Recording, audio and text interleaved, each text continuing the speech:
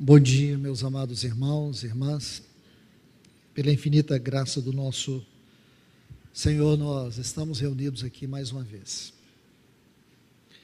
Eu desejo compartilhar algo com vocês, um assunto que nós iniciamos no encontro de jovens e pretendo aprofundar um pouco mais em algumas reuniões sobre os 3 estágios da vida cristã, baseado na história de Paulo. E entender a vida de Paulo, nós vamos perceber que a vida do apóstolo, ela pode ser resumida em 3 fases. E cada uma dessas fases se constitui de 11 anos. Foram 33 anos de ministério, divididos em 3 períodos. E cada um desses períodos fornece para nós uma gloriosa didática. Isso nos mostra que a nossa vida é um poema do Senhor. E eu sei que todos nós temos, é até natural isso, que tenhamos um olhar para nós, e quando você se olha para si mesmo, você vê seus defeitos, você vê os caminhos tortos, você vê suas fraquezas, suas debilidades, suas incapacidades. É natural que um homem ou uma mulher em Cristo tenha uma definição completamente negativa de si mesmo. E é natural também que venhamos colocar no Senhor todo o crédito, por sabermos que por nossas forças e condições nós jamais herdaríamos o reino de Deus. Então, se olhamos para nós, vemos tudo isso, e se dependesse 0,000,1% de nós, mesmo assim nós nos perderíamos eternamente.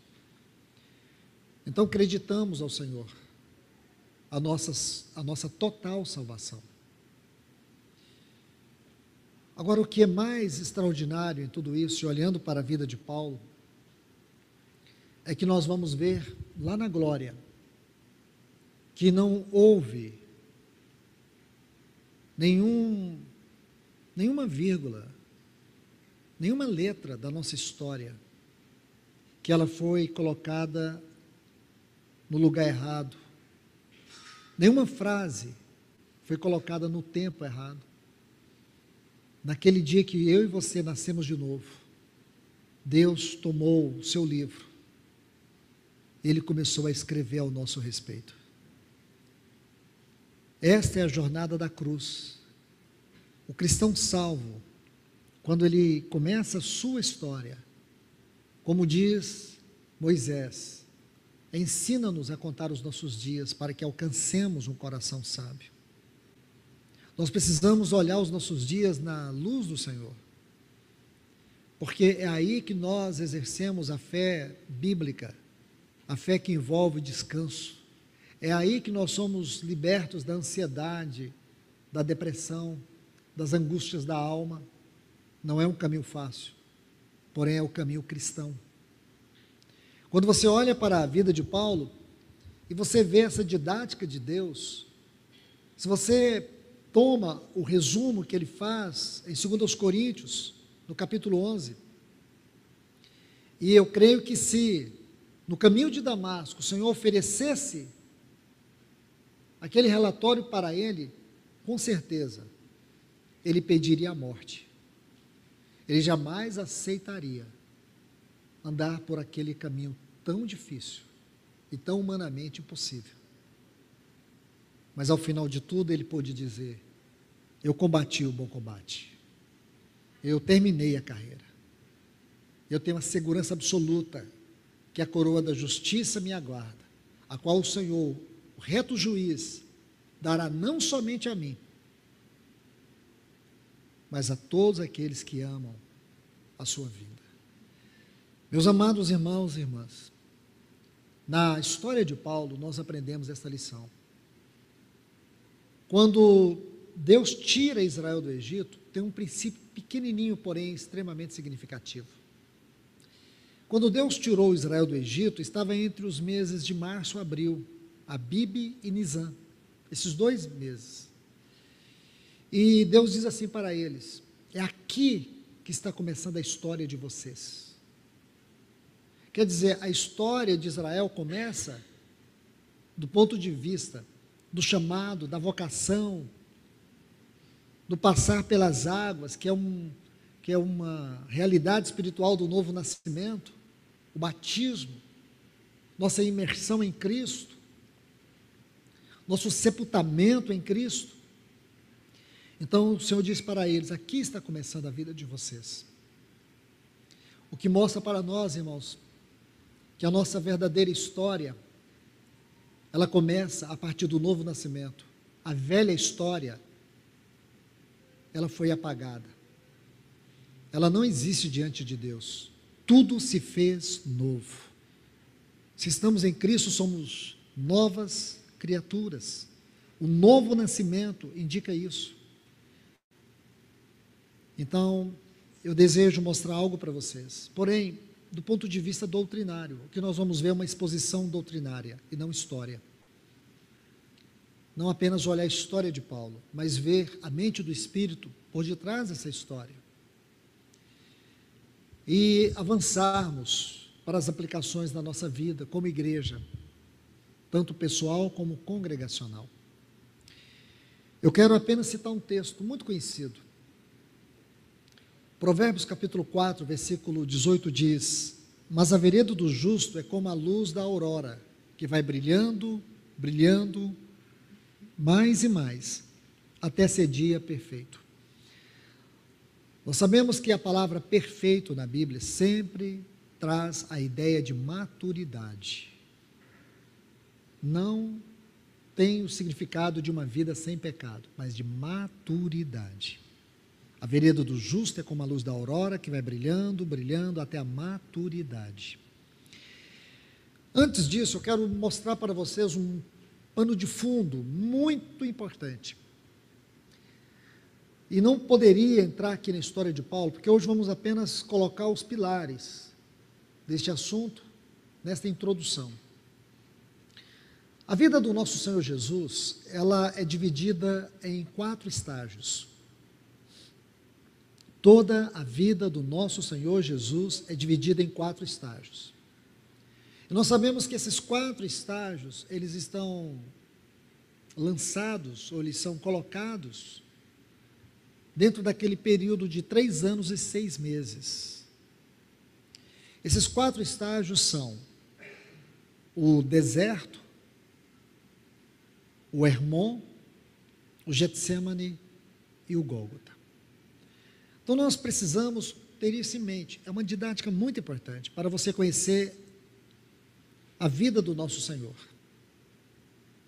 O irmão Campbell Morgan, ele escreveu um livro maravilhoso, As Crises de Cristo, baseado em 7 estágios, em 7 eventos, melhor assim, os 7 eventos da vida de Cristo.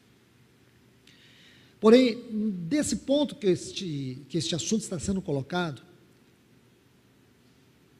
é simplesmente para resumir esses 7 eventos: a tentação, a transfiguração, os sofrimentos do Getsêmani e a morte no Gólgota. Então nós temos aqui um resumo da vida do nosso Senhor. Quando o nosso Senhor, ele termina aquele período de 3 anos, porque todo o ministério de Cristo, ele tem que ser colocado para nós de maneira muito clara. Então nós temos aqui o período que ele viveu juntamente com a sua família, que são os 30 anos. Ao final desses 30 anos ele vai para o batismo, depois ele vai para o deserto, e aí inicia o seu ministério. A primeira parte desse ministério dura 3 anos. A segunda parte são 6 meses. O livro de Lucas é o livro que nos oferece uma didática mais clara sobre isso. Então, os capítulos 1 a 4 compreende os 30 anos. Os capítulos 4 a 9 compreende os 3 anos. E do versículo 51 do capítulo 9 até o final do livro, até o capítulo 24, os 6 meses. Nós sabemos que a vida do Senhor e seu ministério, melhor dizer, o seu ministério, tem um período a mais, que muitas vezes é ignorado. É o período pós-ressurreição. Quando o Senhor Jesus ressuscitou, ele ainda permaneceu aqui durante 40 dias. Nesses 40 dias, nós temos 10 eventos descritos na Bíblia sobre esse período. E esse período, eu posso dizer que é o período mais íntimo do Senhor, porque foi o período onde ele esteve oculto com a sua igreja, com os seus discípulos especialmente, onde ele deu as últimas mensagens, os últimos ensinos, as últimas orientações. Então é muito importante nós sabermos isso. Esse é um ponto muito importante. Aqui, você deve se lembrar que o ponto alto, do ponto de vista da exposição da doutrina do ministério de Cristo, aconteceu quando o nosso Senhor estava indo para o Hermon. Ele chegou numa região conhecida como Cesareia de Filipe. E quando o Senhor Jesus chegou ali, ele lançou 4 fundamentos. Se você ler o capítulo 16 do Evangelho de Mateus, você vai ver que o nosso Senhor, ele colocou os 4 fundamentos, toda a doutrina que nós conhecemos, a partir dos escritos apostólicos, todas elas estão fundamentadas sobre estes 4 fundamentos. Sabemos que esses 4 fundamentos estão ali descritos: Cristo, a igreja, a cruz e o reino. Meus irmãos e irmãs, nós vivemos talvez o período mais negro, mais escuro, do ponto de vista da doutrina, na história da igreja.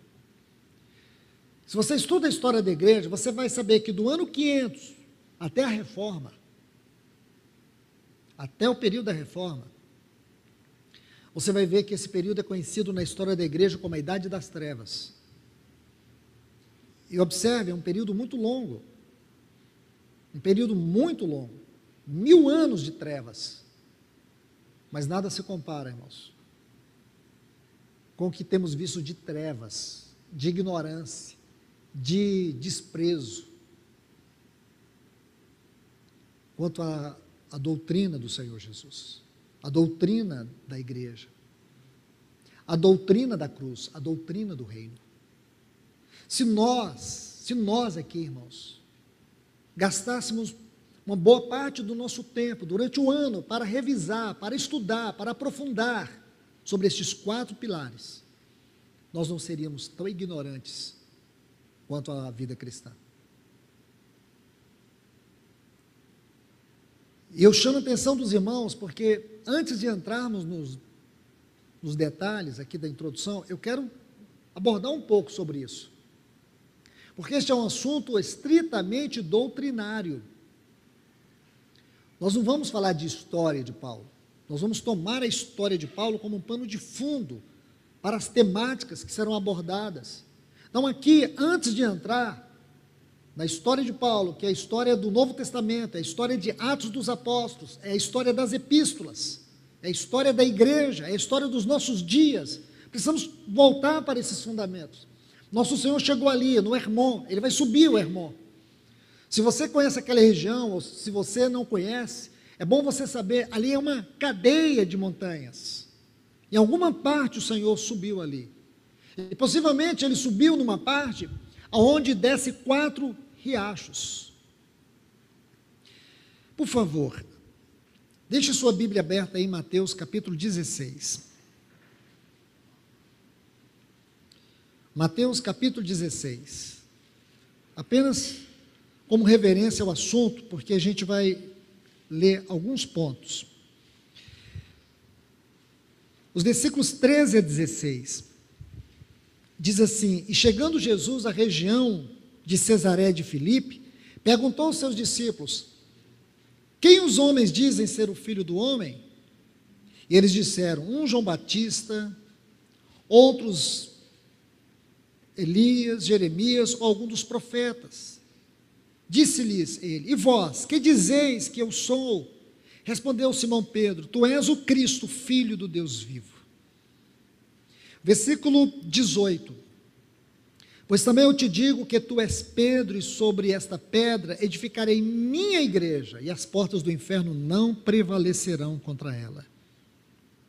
Versículo 21: desde então começou Jesus a mostrar aos seus discípulos que ele devia ir a Jerusalém e padecer por muitos, por parte dos anciãos, dos principais sacerdotes, dos escribas, ser morto e ressuscitar ao terceiro dia. Versículos 24 a 26.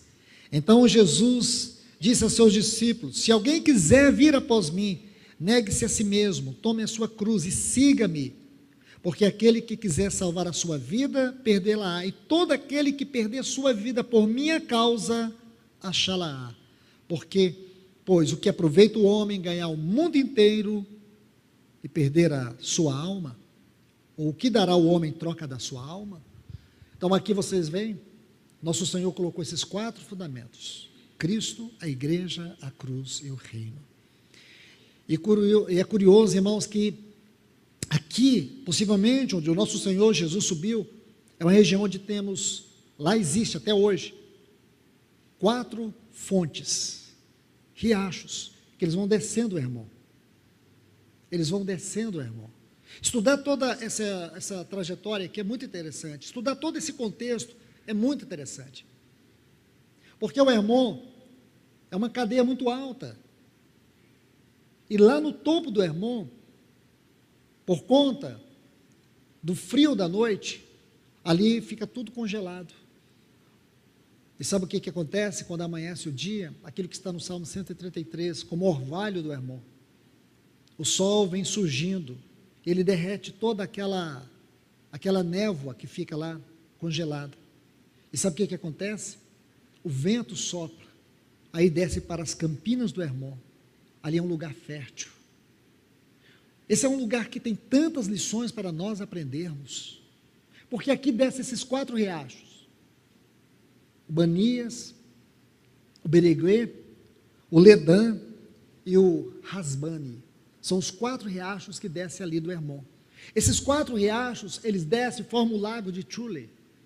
Depois ele prossegue, já seguindo, formando o Jordão. Aí ele segue sendo o Jordão. E ao final, sabe o que acontece com esses 4 riachos que descem? Forma aquilo que nós conhecemos como Mar Morto. Não é curioso isso? É um lugar único em todo o mundo. 4 riachos, águas cristalinas, forma esse lago de Chule. Eu esqueci de um detalhe aqui, vou consertar agora. Depois do lago de Chule forma o Mar da Galileia, um lugar fértil, e não é o mar, é o lago de Genezaré. É uma coisa linda de se ver, linda de se ver. E depois desse grande lago de Genezaré, o Mar da Galileia, que forma o Jordão, e depois ao final o Mar Morto. Que lição que nós temos aqui, irmãos? E o Senhor sobe, eu já disse isso para vocês repetidas vezes, as palavras mais profundas que existem no universo não são os compêndios defendidos por Einstein ou qualquer outro cientista ou filósofo. As palavras mais profundas que existem na história da humanidade não são os escritos ou as defesas filosóficas de Sócrates, Platão, Aristóteles. Esquece. É palha diante das palavras do nosso Senhor Jesus. As palavras mais profundas que existem em todo o universo são as palavras ditas pelo nosso Senhor nos Evangelhos. Porque você não estuda só o que Ele falou, você estuda onde Ele estava, o que Ele estava fazendo. Porque Ele criava um cenário em torno das suas palavras. E às vezes a gente fica preso nas palavras e esquece o cenário. Por que você estuda o Senhor se levantando e dizendo para o vento, aquieta-te. Ele cria um cenário, ele dorme na popa do barco. Ele cria todo um cenário, ele fala assim para os discípulos, vamos, atravessemos este lago, e dorme. Aí vem um vento, a ponto de arrebatar o barco. Os discípulos se desesperam, acordam o Senhor, e o Senhor se levanta. O Senhor repreende eles primeiro, homens de pouca fé. O Senhor repreende o vento, tudo se acalma. Vocês se lembram disso? Ele cria um cenário. Ele já havia dito lá atrás, nós vamos atravessar. Se ele disse que iria atravessar, ele podia dormir e os discípulos também poderiam descansar com ele. Só que os discípulos, ao invés de descansar na palavra dele, com ele, preferiram olhar como estava o tempo, como estava a temperatura, como estava o vento, como estava o mar. Eles ficaram olhando o que estava em torno e não olhando para o Senhor dormindo. Se o Senhor estava dormindo, eles podiam dormir, porque nós sabemos que espiritualmente o guarda de Israel não dorme. Se ele tinha autoridade para ordenar aquele vento para se aquietar, ele tinha tudo sobre o controle do seu sono. É isso que nós precisamos aprender com o Senhor. Então ele sobe ali, e ele fala, faz uma exposição dessa doutrina, Cristo, a igreja, a cruz e o reino. Então nós temos esse pano maravilhoso de fundo. E quando você chega no livro de Atos dos Apóstolos, Atos 2:42, esse versículo é chave dentro de todo este livro, Atos dos Apóstolos, o capítulo 2, versículo 42, onde diz que os cristãos primitivos, eles perseveravam, eles persistiam, eles insistentemente prosseguiram na doutrina dos apóstolos. Para nós entendermos a doutrina dos apóstolos, nós temos que ler Atos capítulo 5 e o versículo 42, quando diz que eles não cessavam de ensinar e de pregar que Jesus era o Cristo. Qual era o ensino? Qual era a didaquê? Qual era o ensino deles? A doutrina deles? Cristo. Irmãos e irmãs, você sabe qual é a maior e aonde se concentra a nossa maior ignorância bíblica? A nossa maior ignorância doutrinária, a maior ignorância doutrinária que existe, repousa sobre quem é Cristo. Por que que nós vemos a igreja, na sua identidade, no seu chamado, na sua vocação, sendo vilipendiada diante dos nossos olhos, diante da palavra de Deus, em nossos dias? Não é porque as pessoas não conhecem, nem sabem o que é a igreja, elas não sabem quem é Cristo, ou o que é Cristo. Essa é a maior ignorância. E Jesus começa com esse ponto. É aqui que ele está buscando uma resposta. Pedro dá a resposta, mas o Senhor Jesus, ele coloca uma nota adicional aqui. Ele vai dizer, Pedro, isso não procede de ti, carne e sangue não pode definir quem é Cristo. Isso não veio de você, esta é uma revelação que o Pai dá. Cristo não se tem por conhecimento, por revelação, isto é, a definição de Cristo não é uma questão teológica, a definição daquilo que é Cristo é uma definição eterna, é uma definição que procede do coração de Deus. Cristo sempre esteve eternamente no coração do Pai. Ora, o que é isso? Paulo vai dizer no capítulo 2 de Colossenses que Cristo é o mistério de Deus. O maior mistério que existe no universo estava dentro do coração de Deus. E que mistério é esse? Cristo. Cristo é o mistério de Deus. Para Israel, que viveu toda essa história, desde a saída do Egito, eles esperaram por Cristo. Eles tinham a esperança de Cristo.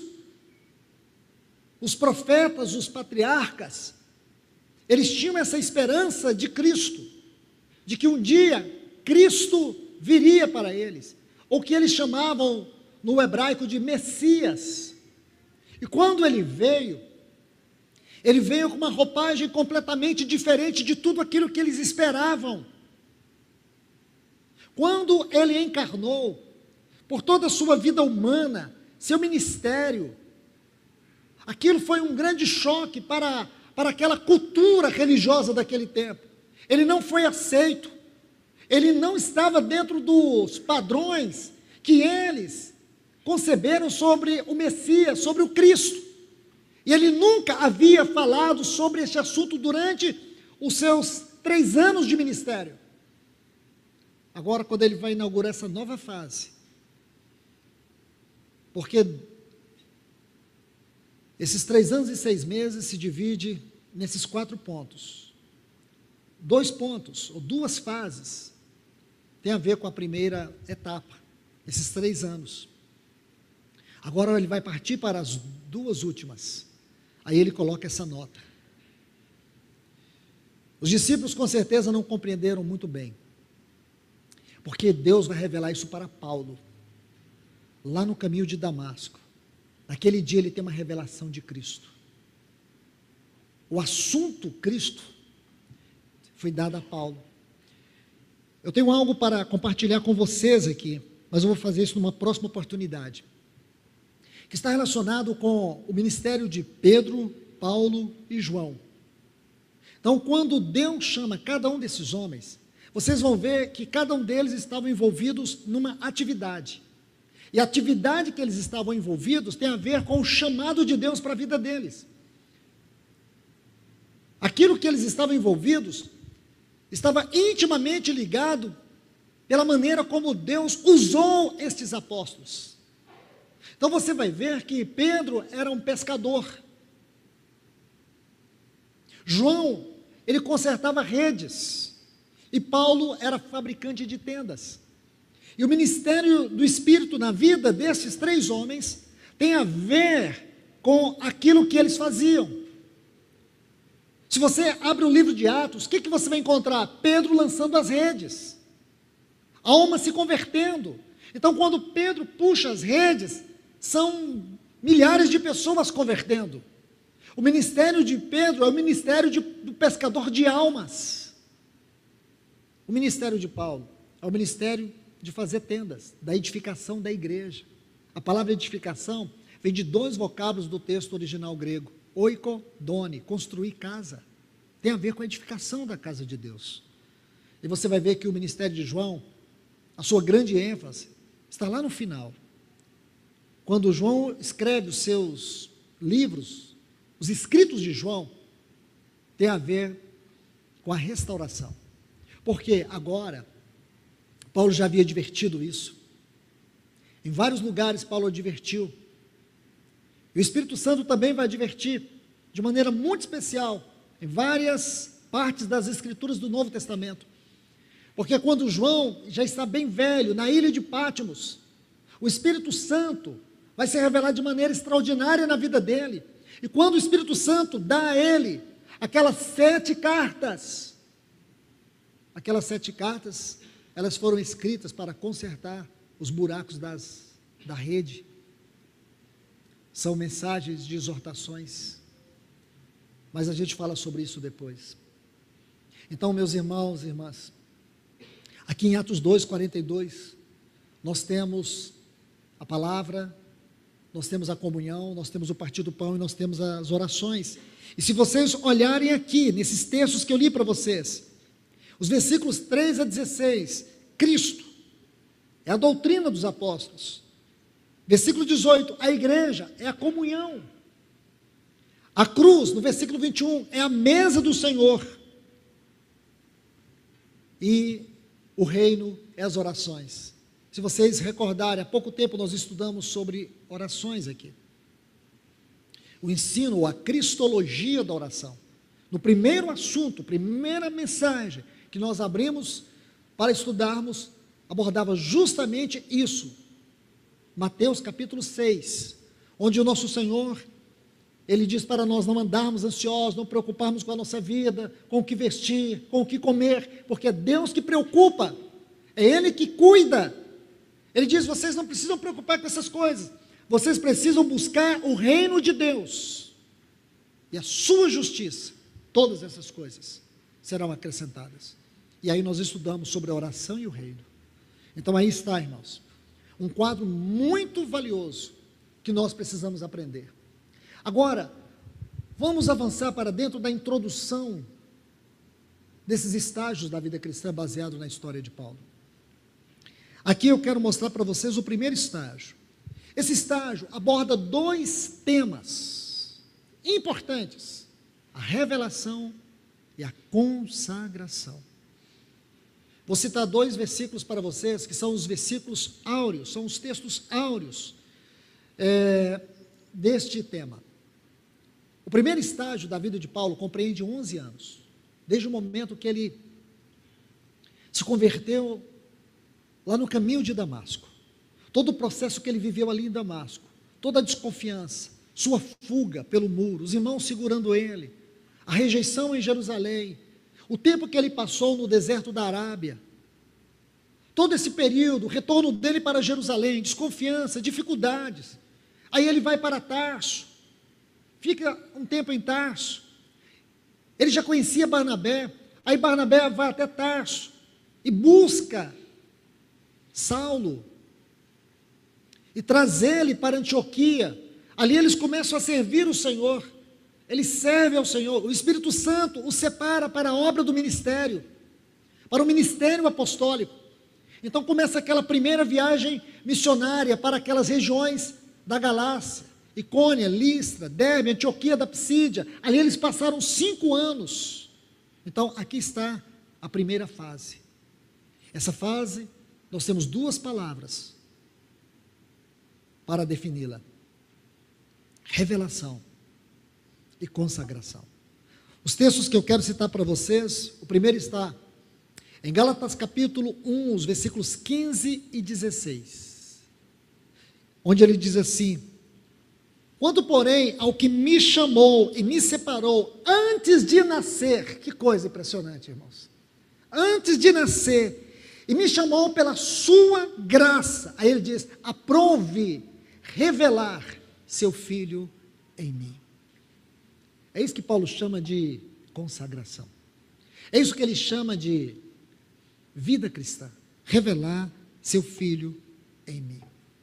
Outro texto que está ligado a esse é 1 Coríntios capítulo 15, o versículo 9, onde ele diz assim: porque eu sou o menor dos apóstolos. Eu sou o menor dos apóstolos. Está vendo aí? O menor dos apóstolos. Que mesmo não sou digno de ser chamado apóstolo. Por quê? Ele diz assim: porque eu persegui a igreja. Então a primeira fase da vida de Paulo, ela pode ser estudada dentro deste ângulo, destes textos, dessas 2 palavras: revelação e consagração. Mas isso aqui não é a história de Paulo, isso aqui é a nossa história. Esse aqui não é o estágio da vida de Paulo, esse aqui é o estágio da vida cristã. Eis a razão porque existem muitas pessoas que se dizem cristãs e de fato não são cristãs. Elas não têm uma fé genuína, elas têm uma fé religiosa. Elas não têm espiritualidade, elas têm espiritualismo.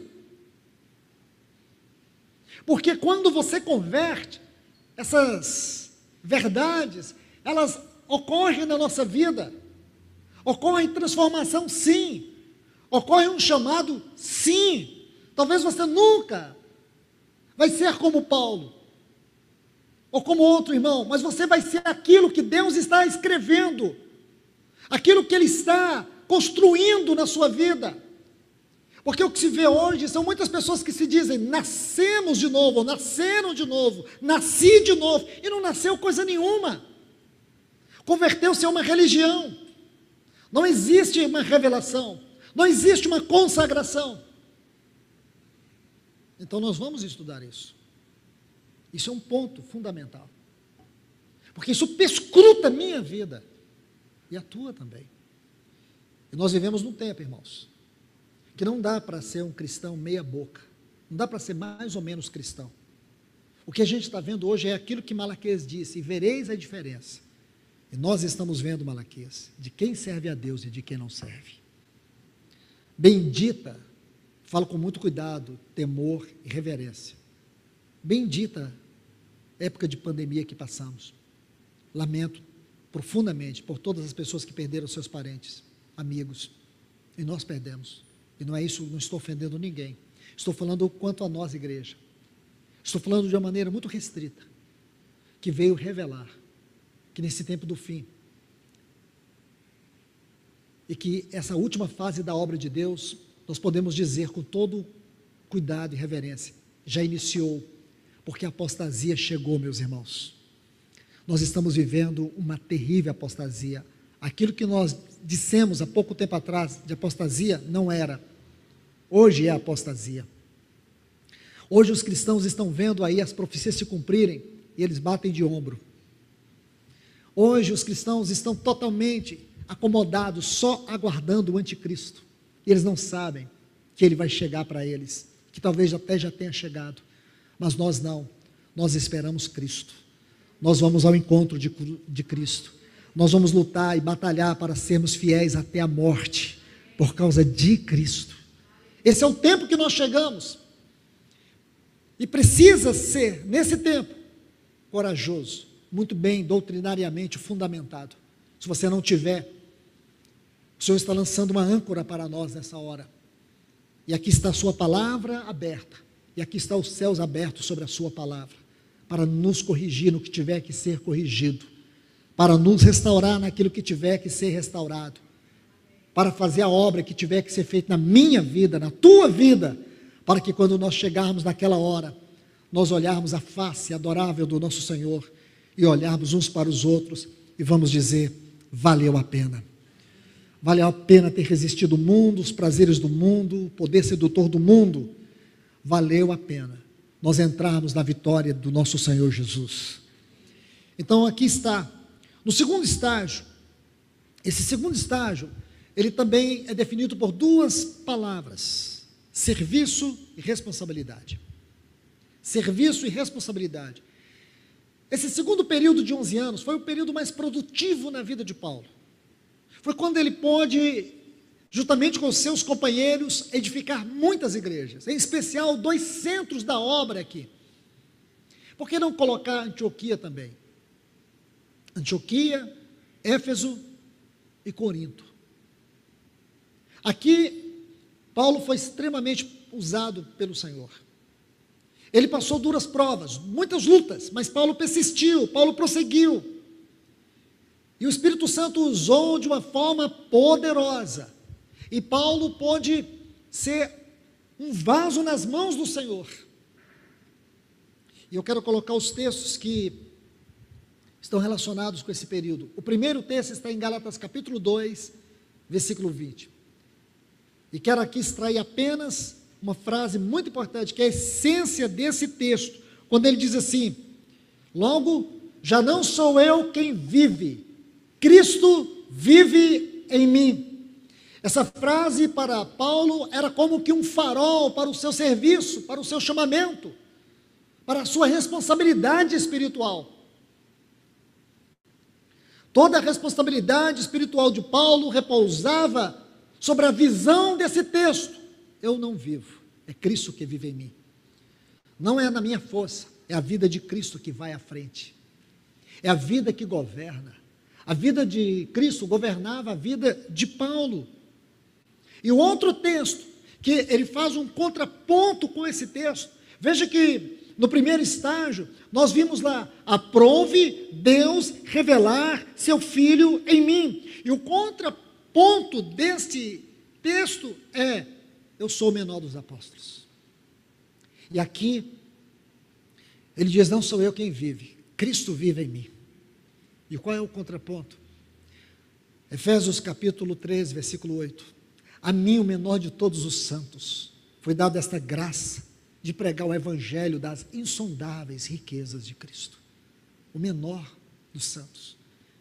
Essa palavra nós já estudamos ela. É o resultado do nada com o nada. A mim o menor, o resultado do nada com nada. Você vai vendo, irmãos, à medida que Cristo ia avançando na vida dele, primeiro foi uma revelação, agora Cristo não é mais uma revelação, Cristo é a vida. Compreende, irmãos? Cristo é a vida. Primeiro, nós temos a revelação dele. Essa revelação é o que nós chamamos de uma visão espiritual. Esta visão, ela se personifica. A pessoa de Cristo toma o nosso ser. A pessoa de Cristo vem e habita pelo Espírito Santo. O Espírito Santo, ele vem e abre esse caminho para que a Trindade Santa venha habitar dentro de nós. Aí Paulo diz: não sou eu quem vive, Cristo vive em mim. Por isso, eu me sinto um nada. Aí ele aqui nessa vida de serviço, irmãos, neste padrão de ensino das Escrituras para o mundo moderno hoje é loucura. Alguns irmãos se atrevem a ficar me mandando algumas coisas aí, então já vou dizer, irmãos, existe 99% do que você me manda que não edifica, eu deleto antes de ouvir e ver. Então os irmãos às vezes me mandam as coisas assim, querendo melhorar meu dia. Você é o melhor de Deus, você é o mais forte. Irmão, o padrão é esse, isso aqui não sai, não deve sair do nosso coração, porque a mensagem hoje é essa. Hoje a mensagem é essa. Tem muitos irmãos que reúnem aqui, irmãos, eles ouvem essa palavra aqui, e ouvem tudo quanto é porcaria na internet também. Eu não sei como consegue, eu não sei como consegue. Nós precisamos pedir ao Senhor que nos dê ouvido de eruditos, ouvido santo, ouvido que filtra o que é de Deus e que não é de Deus. Então, poucos dias, eu estava sentado numa comunhão com um casal, eles estavam falando de uma palavra que estão ouvindo na internet, que era uma palavra no mesmo tema que nós estávamos estudando, para justificar o que eles estavam ouvindo. Então eu tive curiosidade, para também ouvir. Então eu fiz 3 perguntas sobre a palavra. Eles não sabiam dar a resposta. Eu falei: mas o que vocês estão ouvindo? Não, mas o assunto é esse. Mas qual é o assunto?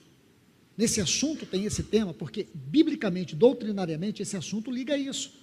Não, ela não ensina isso, mas ela ensina, irmão, a gente fica tão bem depois que ouve a palavra, é a alma fica bem, irmãos. A alma não quer a cruz. E você tem que lembrar que essa fase que nós estamos vivendo é a fase da salvação da nossa alma. Nosso espírito foi salvo, novo nascimento. Agora nossa alma precisa ser salva para o reino. Nosso espírito foi salvo para não irmos para o inferno. Nossa alma está sendo salva para nós herdarmos o reino com Cristo. Nosso espírito foi salvo pela morte de Cristo. Nossa alma tem que ser salva agora, você tem que dar a sua vida. Entende? Agora é você que tem que dar a sua vida. Agora é consagração. Consagração é isso, é dar a sua vida. Então veja que coisa importante nós temos aqui nesse segundo estágio. Tudo isso vai corrigir, irmãos. Corrigir deficiências na nossa fé. Hoje está tudo assim misturado. Está tudo cheio de falácias, tantas vozes, tantos ensinos. Hoje as pessoas estão videotizadas. É incrível, irmãos, o que as pessoas estão fazendo. É incrível como as pessoas não percebem como o diabo está trabalhando na vida delas. Quando eu era garoto, eu ouvi uma história que aconteceu no Peru, que um missionário contou. Que uma irmã, ela morava um pouco longe do local de reunião, e todos os dias ia uma pessoa lá visitar ela, e dizer para ela que ela não precisava estar no culto, que ele ia lá reunir com ela. Era uma irmã muito piedosa, e por um tempo ela se deixou levar pela comunhão daquela pessoa, que ia lá ceiar com ela. E um dia, aquela irmã estava incomodada, porque ela tinha dado uma doença nas suas pernas, e estava com dificuldade de ir para a reunião. Então aquela pessoa apareceu do nada, disse para ela que foi enviado por Deus para poder cuidar dela. E um dia, depois de algum tempo, essa irmã falou assim para aquela pessoa se podia, e aquela pessoa se autodenominava um anjo de Deus. E aquela irmã perguntou se podia ler Isaías 53. Aí ele não queria ler. Não, mas podemos ler outro capítulo? Não, eu quero ler Isaías 53. E quando ela estava lendo Isaías 53 com aquele homem, ele ficou possesso diante dela. Só depois ela descobriu que realmente era uma pessoa maligna, demoníaca, que participava de magia negra, bruxaria. Por um tempo aquela irmã se deixou levar por isso. Era uma história que por muito tempo eu meditei nela na minha juventude.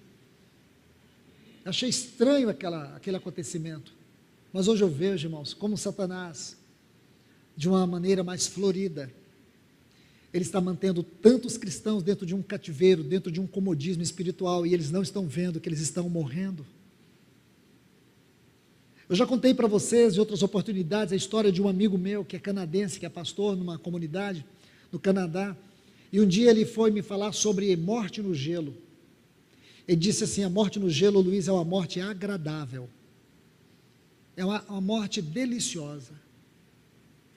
Aí eu falei: Timothy, como assim? Aí ele contou uma experiência que ele viveu.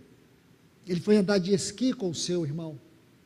Então ele disse que sempre nessas temporadas, as pessoas tinham que fazer isso juntas, não podiam ir sozinhas. Então ele foi com o seu irmão. Então ele disse que o frio foi intensificando, a visibilidade também, eles resolveram voltar. Quando eles voltam, ele disse que em algum momento ele sentiu peso e a dificuldade de andar, e o irmão dele já tinha tirado todos os equipamentos, e ele foi tirar, já estava cansado. Então naquele momento que ele tirou a sua mochila, foi organizar as coisas, ele foi sentindo uma sonolência, foi e ele dormiu. Aí foi quando o seu irmão veio e pulou em cima dele e socou ele, até que ele acordou com muita dificuldade. O irmão dele foi arrastando ele, deixaram tudo para trás. Ele falou: é assim que você morre no gelo. Muitos cristãos nos nossos dias estão morrendo assim, confortavelmente, achando que está tudo muito bem. Estamos vivendo uma época tão boa, estamos vivendo, não importa, a Rússia está devastando a Ucrânia, pode invadir outros países, rumores de guerra surgindo. Será que a China não vai invadir Taiwan? Mas isso não importa. Doenças, toda hora surge uma nova variante. Só aqui na nossa comunidade nós temos mais de 20 irmãos acamados, que não podem vir às reuniões. Doenças, sai de uma, entra em outra, mas está tudo bem. A minha conta bancária está boa, eu tenho condições. Por que eu vou gastar o meu tempo reunindo, estudando a Bíblia? Nós estamos perdendo isso aqui, irmãos. Nós estamos perdendo o prazer de sentar para poder ouvir a palavra de Deus. E por que eu vou gastar meu tempo deslocando da minha casa, sendo que eu tenho internet? Tantas ferramentas de estudo, de pesquisa. Será que você não vê nisso uma sutileza maligna para nos roubar o chamamento, a vocação, a nossa integração no corpo de Cristo? Como que eu posso dizer que eu sou um novo convertido, sendo que eu tenho uma visão turva de quem é Cristo? Sendo que eu tenho um conceito raso sobre o que é a igreja? Como que eu posso dizer que verdadeiramente a salvação da cruz entrou no meu coração, sendo que não existe em mim nenhuma inspiração para consagrar minha vida ao serviço do Senhor? Como eu posso dizer que o Espírito Santo está habitando dentro de mim, trazendo toda a realidade, substantificando tudo o que é Cristo, sendo que não há em mim nenhum desejo de responsabilidade espiritual? Estou preocupado comigo, com o meu bem-estar, com o meu futuro, com a minha vida, com os meus bens. Como que vou deixar a minha herança? Sabe por que vamos deixar muita herança aqui, irmãos? Porque não construímos nenhuma herança no céu. Muitos vão chegar no dia do tribunal de Cristo, paupérrimos, pobres, porque se preocuparam só com eles, viveram para eles. Paulo disse: para mim o viver é Cristo. Não tinha outra definição de vida para Paulo. Para ele só tinha uma definição: para mim o viver é Cristo. Eu sinto que eu sou o menor, eu sou o resultado de um nada com nada, mas a graça me habilitou para pregar o Evangelho das insondáveis riquezas de Cristo. Aquilo que não se pode sondar, você pode enviar a sonda ao nível mais profundo do mar, ainda não vai chegar para poder sondar, medir toda a largura, toda a profundidade, toda a altura, todo o comprimento daquilo que é as riquezas de Cristo. E você foi chamado para pregar e para viver, meus irmãos e irmãs. Então é isso que Paulo trata. Esse é o segundo estágio da sua vida. E o último estágio é sofrimento e quebrantamento. Esse último período de 11 anos, Paulo viveu, na grande parte dele, preso em diversas etapas, em diversas experiências. Algumas experiências de Paulo foram menos sofridas, outras foram intensas, especialmente a última parte, quando ele ficou no corredor da morte. A parte que o Espírito Santo reservou para ele, onde não teve tanto sofrimento assim, ele teve uma prisão domiciliar em Roma, foi onde ele também produziu cartas importantes, como Efésios, Colossenses, Filemon. Alguns acham que Filemon pode ter sido depois, Filipenses. Essas cartas das prisões. Talvez essas que eu citei aqui, Colossenses, Filipenses e Efésios, os grandes eruditos acreditam que tenha sido naquela primeira parte, onde ele ficou preso em Roma, uma prisão domiciliar, e não quando ele esteve no corredor da morte. Aí ele produziu algumas palavras bem doloridas quando ele escreveu a segunda epístola para Timóteo em especial. Mas vamos aqui, nesse ponto, nesse último estágio, quero citar 2 textos que posso colocar assim, é a moldura desse estágio, desse último estágio da vida de Paulo. Sofrimentos, as dores, as angústias, o desprezo dos irmãos, a solidão. Então vamos lá. Gálatas capítulo 4, versículo 19, está assim: meus filhos, por quem de novo sofro dores de parto, até Cristo ser formado em vós. Esta é a essência do texto, Cristo formado em vós.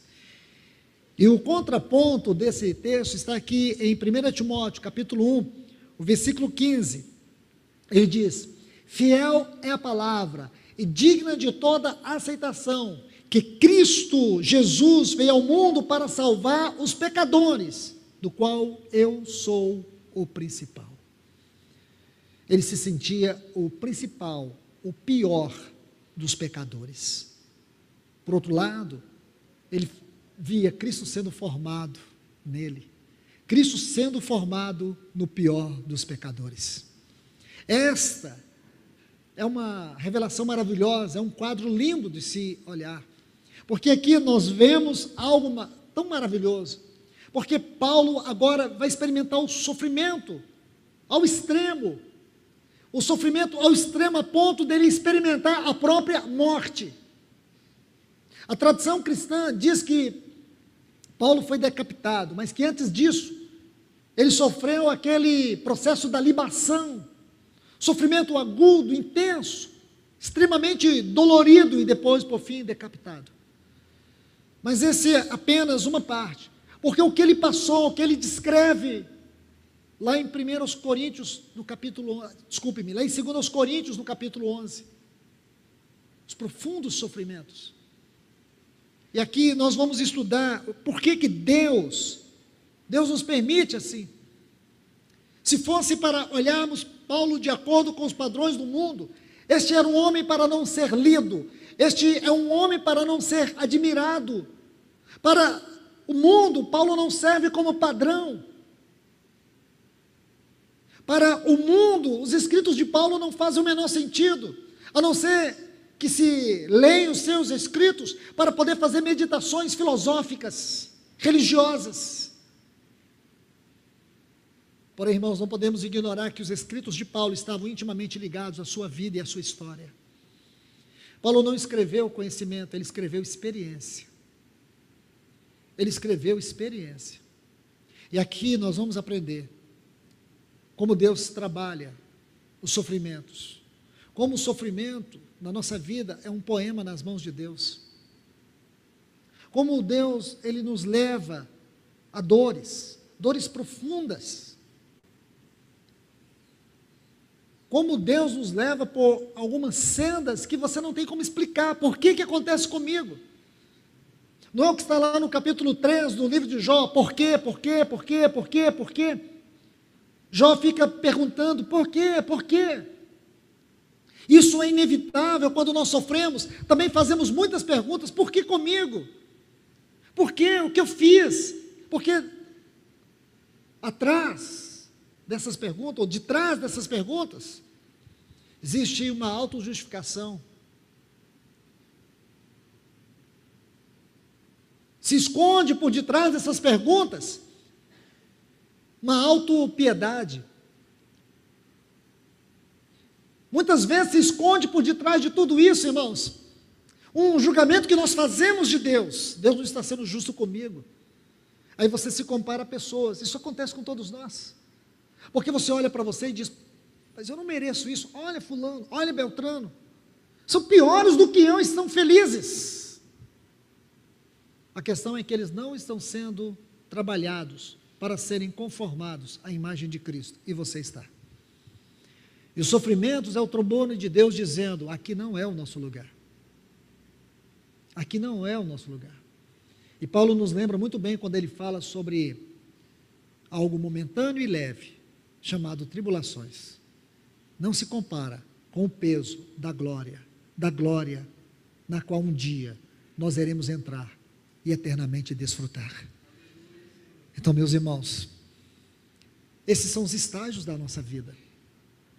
Cada um deles vão trazer desafios, meditações, orações, exortações que nós precisamos, porque se Deus nos deixar viver a nossa vida como nós queremos, se Deus deixar que nós vivamos a nossa verdade, a nossa liberdade, e hoje estão pregando isso, comunidades estão pregando os irmãos a viverem o seu evangelho, sua verdade, às vezes com sutilezas. Nós precisamos fazer um retorno ao padrão da igreja primitiva, irmãos. Isso tem que interferir em todas as áreas da nossa vida, porque se nós não olharmos para trás, para esses fundamentos, nós corremos o risco de sermos uma igreja que cultivamos novidades. Qual é a nova onda? O que estão pregando aí? Qual que é o grande movimento que está dando certo nos Estados Unidos? Qual é a forma de louvor hoje que agrada?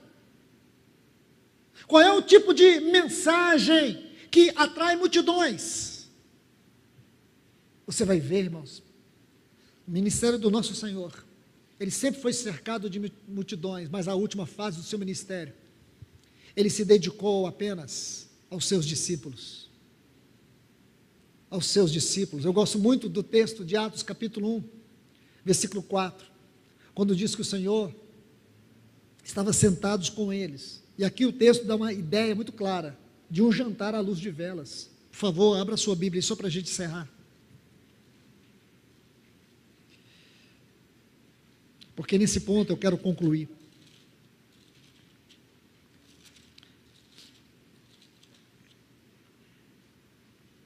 Está assim, e estando reunido com eles, que coisa linda essa palavra reunido com eles, mandou-lhes que não saísse de Jerusalém, mas que aguardasse a promessa do Pai, a qual disse ele, ouvistes de mim. Esta palavra reunidos, é a palavra que no grego dá a ideia disso, de um jantar íntimo. Um jantar íntimo, uma reunião íntima.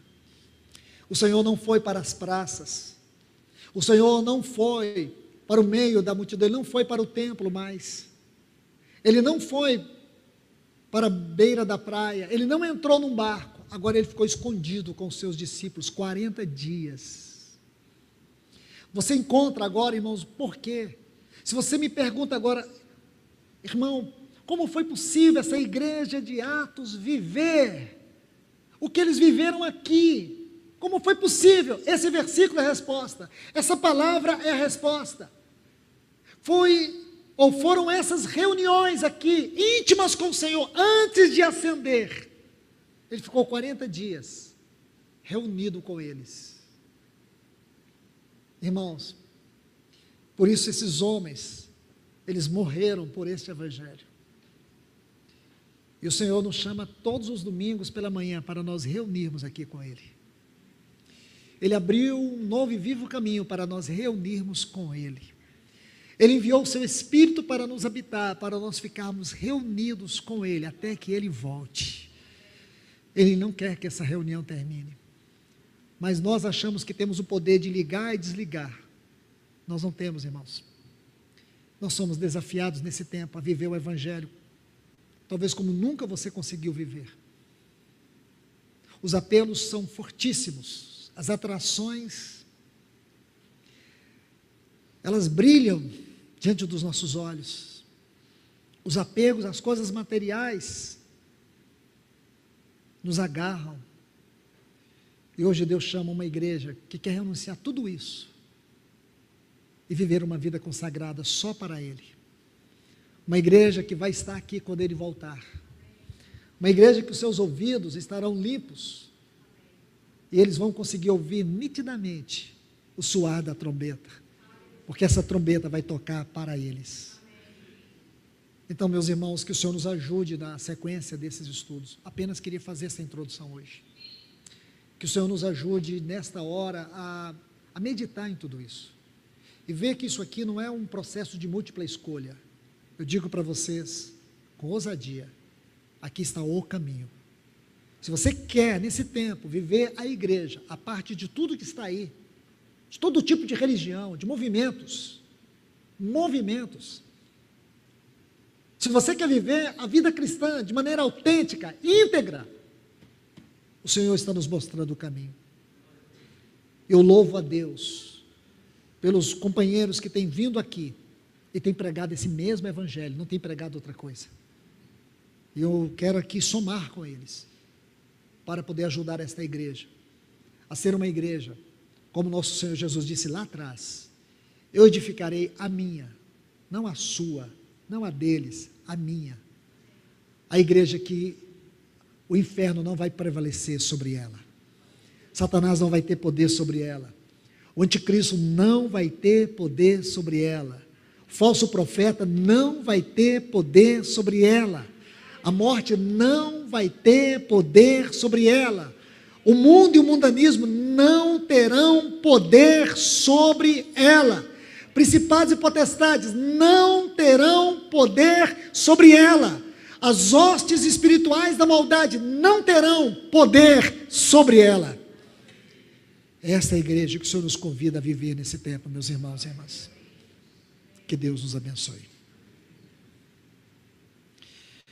Pai, nós te louvamos, nós te agradecemos, nós te bendizemos, Senhor, pela tua maravilhosa visitação na tua palavra nesta hora. A ti seja toda honra, toda glória e todo louvor pela tua palavra. Abra o nosso entendimento nesse tempo, Senhor. Ajuda-nos para que a nossa mente possa ser renovada. Ajuda para que haja em nós um novo recomeço. Ajuda-nos, Senhor, a nos livrar de tudo aquilo que atrapalha a vivermos a vida da igreja de maneira integral, de maneira autêntica. Ajuda-nos, Senhor. Ajuda a tua igreja. Ajuda este povo aqui, Senhor. Vem nos ajude. Nós precisamos, nós rogamos ao Senhor. Vem, traga a nós o teu socorro. Traga a nós, Senhor, o teu refrigério. Traga a nós mais e mais de Cristo Jesus. Traga a nós, Senhor, uma visão renovada de quem é Cristo. Tira de nós tudo aquilo que tem entulhado a nossa visão, tudo aquilo que tem entulhado o nosso coração. Tira, Senhor, em nome de Jesus. Nós rogamos a Ti em nome de Jesus. Amém.